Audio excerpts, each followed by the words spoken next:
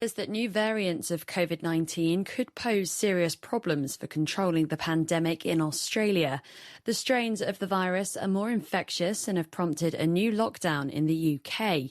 Victoria's Emergency Services Minister, Lisa Neville, has suggested closing Australia's airports to flights from Britain. University of Melbourne epidemiologist Professor Tony Blakely says it may need to be considered. In the UK, the new version of the virus is 50 to 70% more transmissible.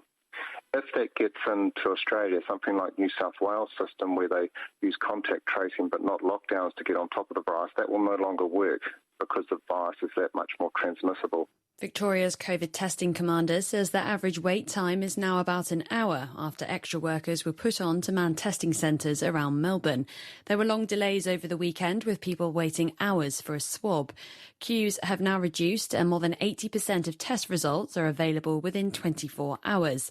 The Health Department's Jerome Weimar says anyone with symptoms who hasn't been tested or anyone who's recently returned from New South Wales should go and get a COVID check. We now have good capacity, a lot of additional people there to ensure you can get tested. You will have the results tomorrow. Now that we're seeing the shape of the Black Rock cluster emerging quite clearly, it's really important that we now establish if there's any other mystery cases out there. New South Wales health authorities are setting up COVID testing clinics in 3 country centres after an infected Sydney man passed through on a camping trip. He's one of 8 new cases of coronavirus included in the latest figures. 4 are in hotel quarantine after returning from overseas. 3 are associated with the Baralla cluster and the 4th is linked to the Croydon one. Acting Premier John Barilaro says it's a development that's concerned the government for some time. An 18-year-old man from Baralla who has tested positive travelled from Baralla to Orange to Nyngan and then to Broken Hill for a camping trip.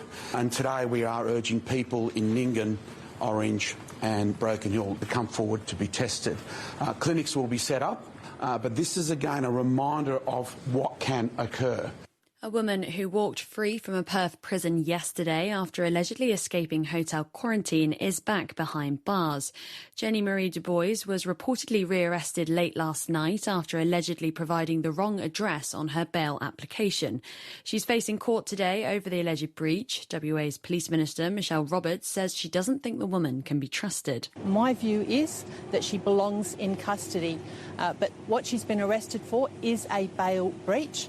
And it's up to her to face the full force of the law when she goes before the court today. South Australian health authorities say 2 new cases of COVID-19 recorded in returned travellers yesterday were old infections and have been removed from the state's total case numbers.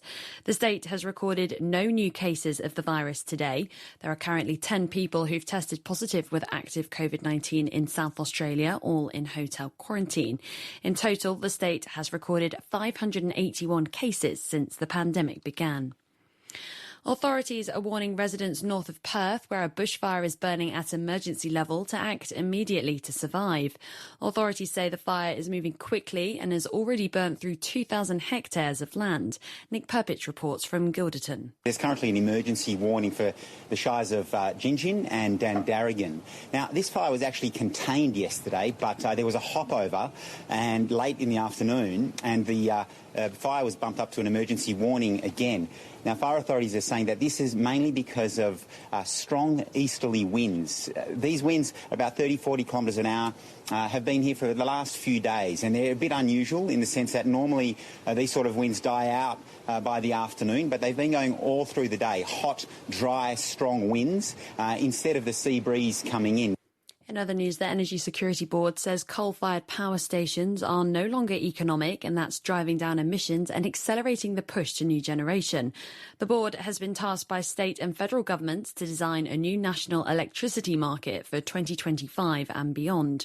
Board Chair Kerry Schott says gas, hydro and renewables will take over from coal, but that transition is already well underway, with emissions sharply down on 2005 levels. We're currently in the national electricity market running at about 25% reduction, which is more than we expected. And by 2030, we're anticipating that will be well over 50%.